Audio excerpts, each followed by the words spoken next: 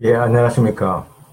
제18대 선거무효 소송인단 공동대표 한성천입니다.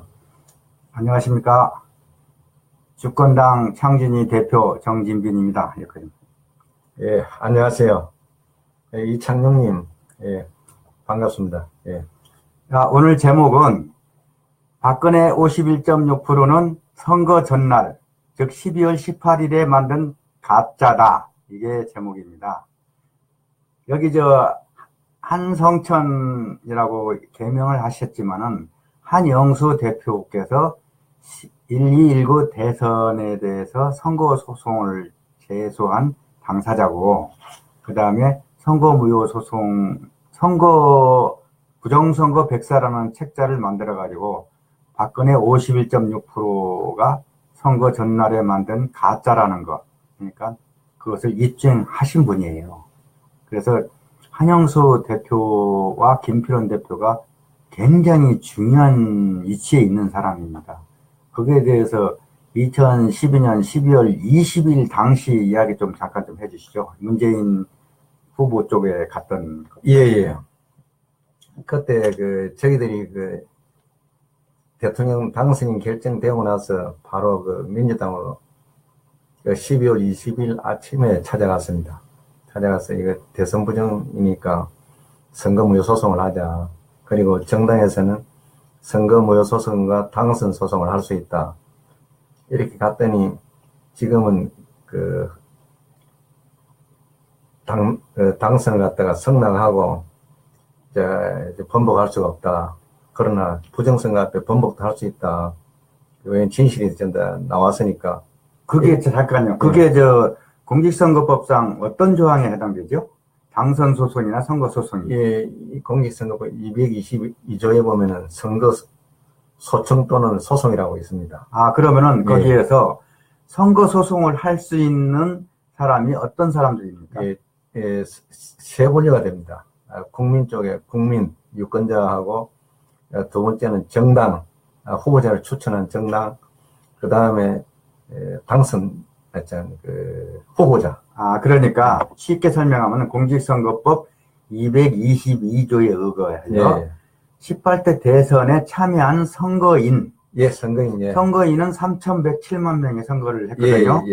선거인 중에 아무나 한 사람이라도, 아니면 우리 6,644명이 선거 소송인단에 참여했는데, 선거인이 할 수 있고, 그 다음에 상대당 후보라는 것은 새누리당 박근혜가 51.6% 득표했다고 방송사에서 발표했고 당선증까지 주었는데, 그것을 이건 아니다. 박근혜가 보니까 이거 한 번도 뒤집어지지 않고, 호남은 문재인이 일색이고 경상도 쪽에서는 박근혜가 일색이라고 하더라도 기차레일처럼 한 번도 뒤집어지지 않고 박근혜 51.6% 방송이 끝나버린 것은 분명히 뭔가 있다 생각해가지고 하면은, 잠깐만요.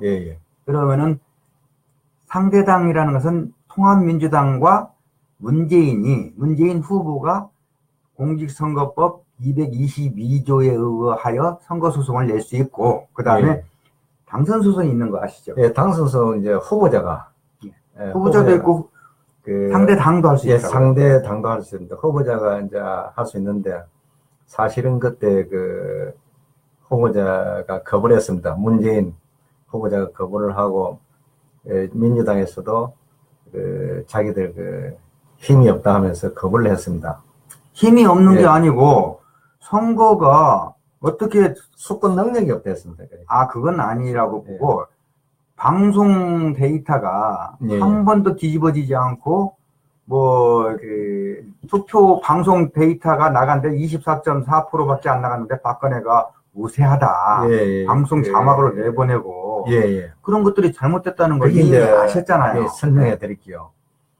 2002년 전에 2002년 12월 19일 대통령 선거 전에는 후보자가 하나 결정되려면 엎치락 뒤치락 했습니다. 그때는 각 개표구에 기자들이 투입돼서 방송사에 자료를 올려줍니다. 올려주면 엎치락 뒤치락 되었습니다.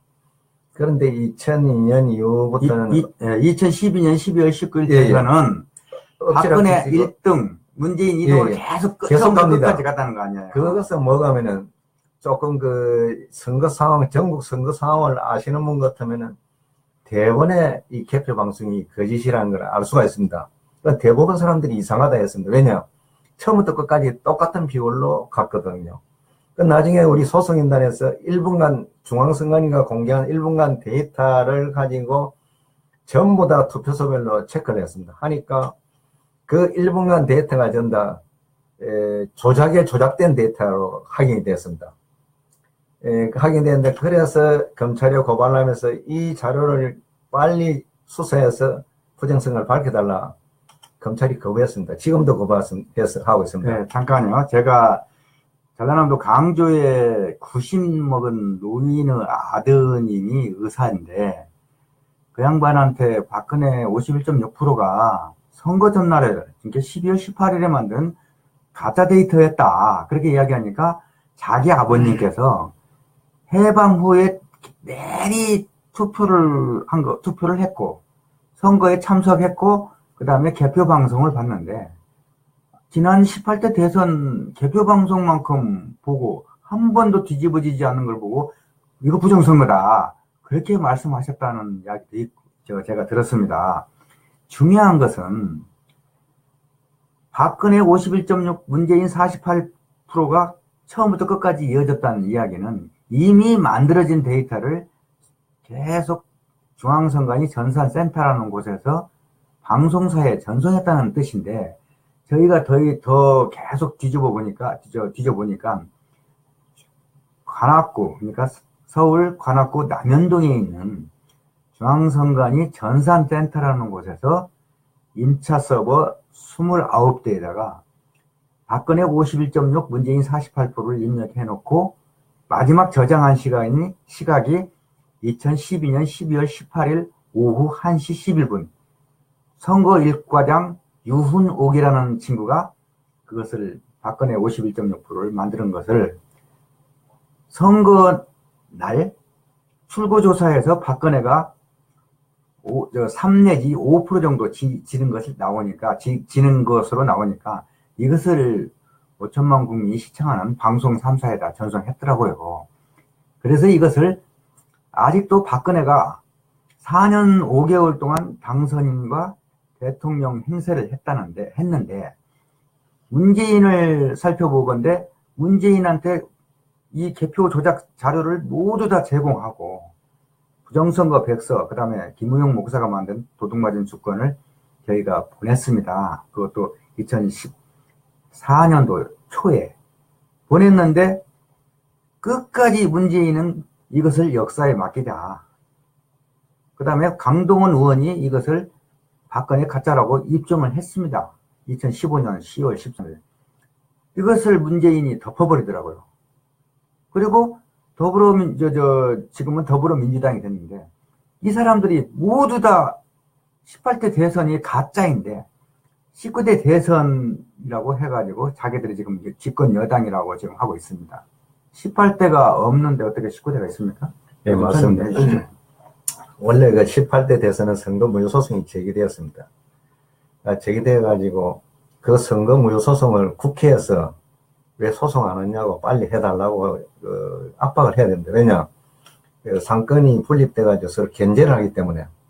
그런데 국회의원들은 그에 대해서 아무도 견제를 안 했습니다.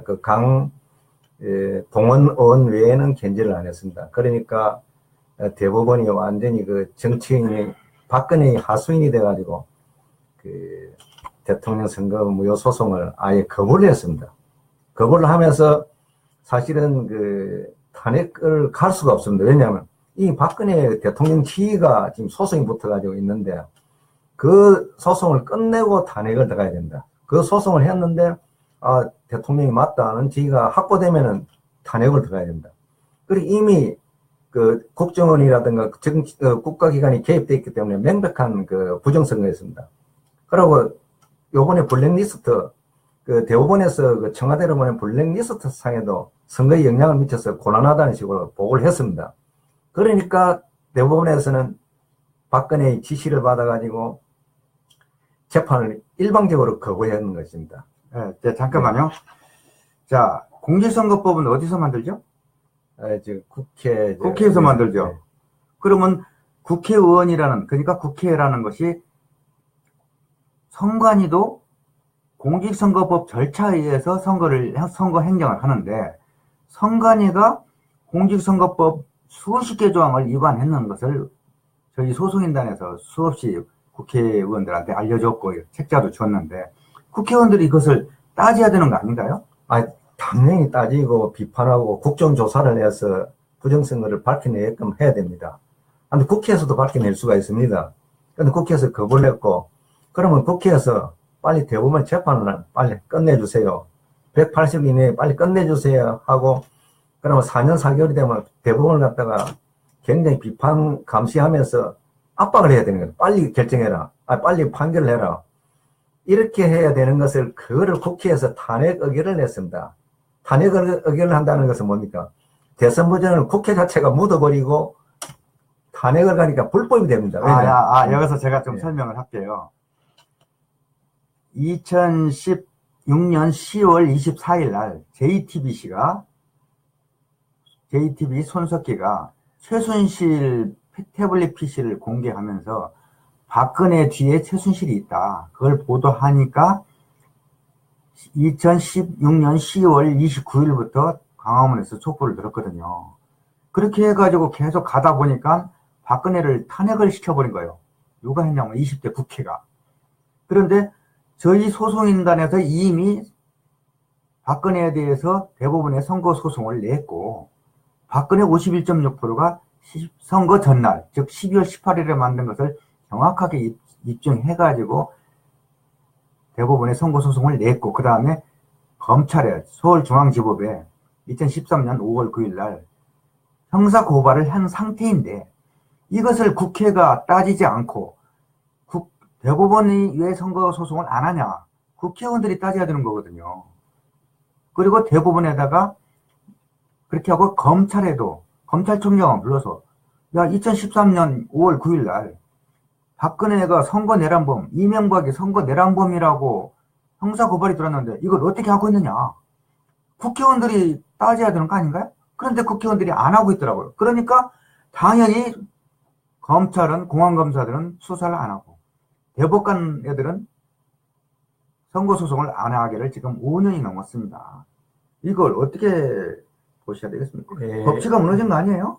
법치가 완전히 무너졌습니다. 이거는 그 선거 분쟁이 있으면은 엄정한 그 절차를, 그 선거소송 절차를 거치는 그 헌법과 대법원 그 선거법 규정이 있습니다.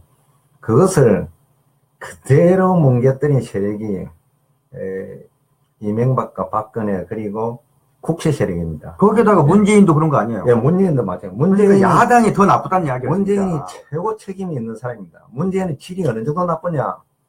세상적인 총체적 부정선거라는 전 국민이 알고 있습니다. 이미 밝혀졌습니다. 그러함에도 문재인은 공명선거를 했습니다. 그리고 또 2차 강동원 의원이 또 박근혜는 가짜다고 국회 대정부 질문에 또 했습니다. 그거를 사적 의견이다. 이런 아주 몰정치한 판단을 하면서 강동원 의원을 또 공천에서 탈락시켰습니다. 제가 강동원 의원을 한영수 대표하고 3번을 만났어요. 국회에서 한 번 만나고, 남원에서도 만나고, 그 다음에 시청, 시의원회에서 만났는데, 저희가 강동원 의원을 굉장히 높게 쳐줘야 됩니다. 그런데 강동원 의원 동료들은 부정선거를 말하면 공천을 못 받는다. 그렇게 이야기하더라고요. 그건 나라 헌법이 무너졌는데 대통령이 바꿔쳐졌다는 것을 국회의원이 이야기를 해야지. 강동원 의원이 그런 이야기를 하면 문재인한테 공천이 탈락된다. 실질적으로 탈락시킨 거 아니에요.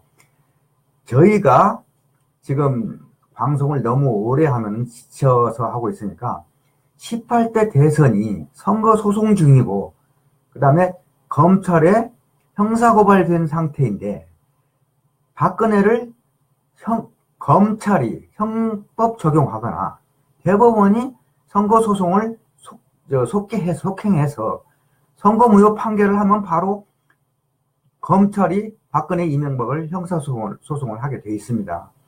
이것을 무시하고 19대 대통령이라고 현재 문재인이 지금 1년 가까이 지금 대통령 행세를 하고 있는데 이것은 엄청난 헌정 파괴 행위다. 이것을 하고 제가 방송을 다음에 15분 정도만 하고 다음에 다시 10분 후에 10분 후에 오겠습니다. 고맙습니다.